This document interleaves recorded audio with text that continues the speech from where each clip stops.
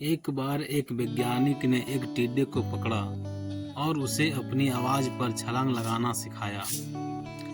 वैज्ञानिक टिड्डे से कहता, कूदो। टिड्डा उसके आवाज सुनते ही जोर से छलांग लगा देता। अब वह वैज्ञानिक था तो प्रयोग करना बनता ही था।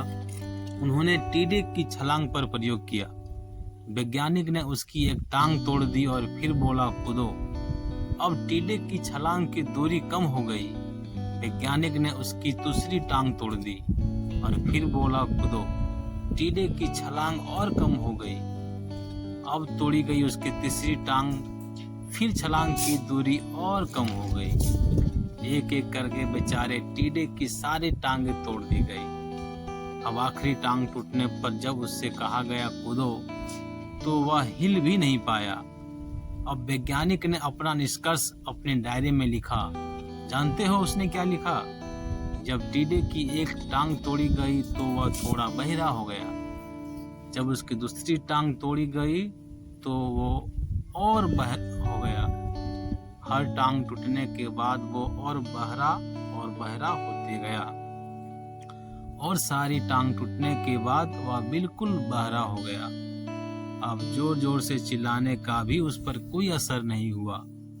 वो तो अपनी जगह से हिला तक नहीं, छलांग लगाना तो दूर की बात थी।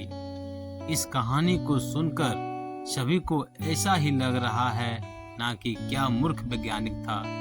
इतनी सीधी सी बात उसे समझ में नहीं आई। या कुछ लोग ये भी सोच रहे होंगे कि ये तो किसी बच्चे को भी पता है कि टिड्डे की छलांग उसके टांग टूटने की वजह से कम होती जा रही थी, ना कि वह बहरा हो गया था।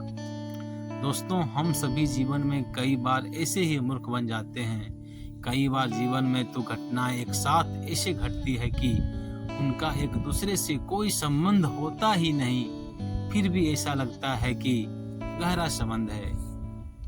कभी कभी दिखता कुछ और है और समझ कुछ और आता है, और वास्तव में ऐसा कुछ और है। इसलिए अगर पछताना नहीं है तो जीवन में जल्दबाजी में कोई निर्णय ना लें। हमेशा समझ बुझ का इस्तेमाल करें।